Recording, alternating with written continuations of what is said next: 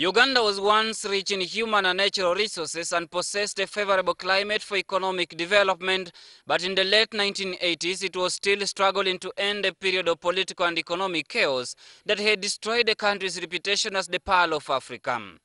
Most of the economic infrastructure, including the power supply system, the transportation system, and industry, operated only on a fraction of capacity. I, Yoweri Museveni, swear that I will be faithful and bear true allegiance to the Republic of Uganda, and that I will preserve, protect, and defend the Constitution.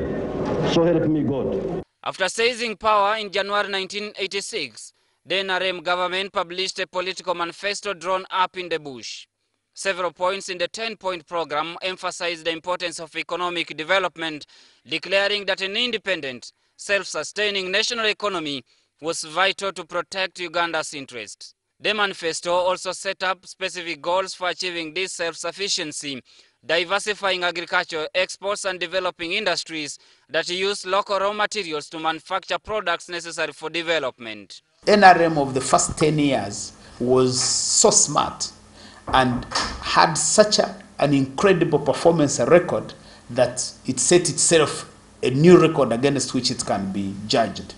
The NRM government proposed a major rehabilitation and development plan for 1987-1988 fiscal year, a plan that went through 1990 to 1991. With IMF support, it then devalued the shilling and committed itself to budgetary restraint.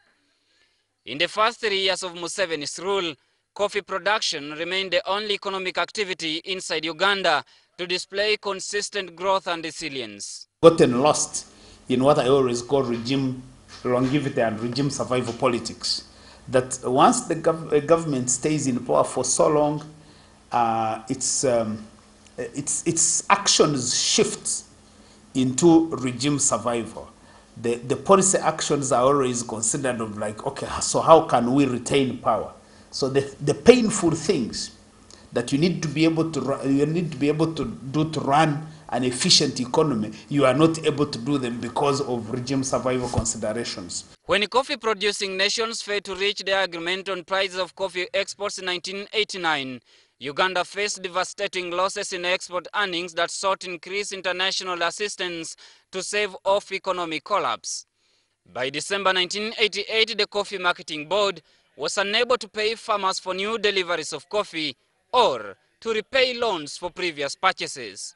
Museveni proclaimed the national economic orientation to be toward private enterprise rather than socialist government control.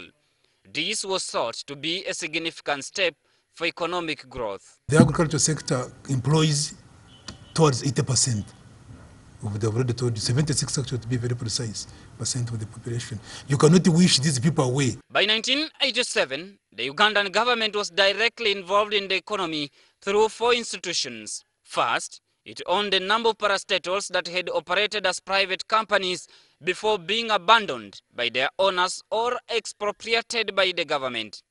Second, the government operated marketing boards to monitor sales and regulate prices for agricultural producers.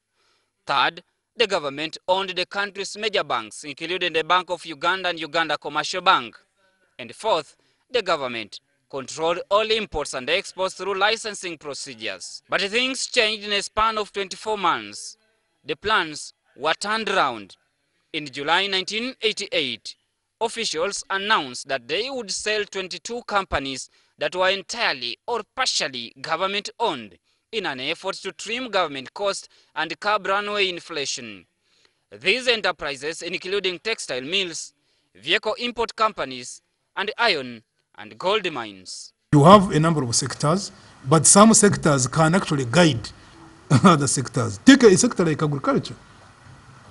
In Uganda's case, take a sector like energy, infrastructure, education and training. These are sectors that are really called primary, actually call them primary sectors. Among the roughly 60 parastatals that will remain in operation after 1989 were several in which the government planned to continue as the sole or majority shareholder.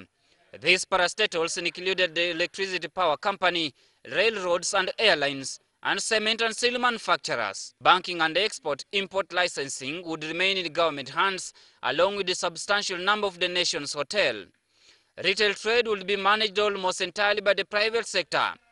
By late 1989, however, efforts to privatize parastatal organizations had just begun, as personal and political rivalries delayed the sale of several lucrative corporations. To economists, this is where President Museveni started failing. That expansion has mainly been in the services sector, the housing sector, and few other areas, which means that it is 20% of Uganda's population that is enjoying the opportunities that have come with the liberalization and the privatization and the general expansion of the economy. The government implemented measures to reform the tax system. In 1988-1999 financial year, a graduated tax rate with 25 grades rose from 300 shillings minimum to 5,000 maximum to account for all classes of income earners. Overall income tax rates were raised in order to gain revenue for local authorities and to allow them greater self-sufficiency in rendering public services.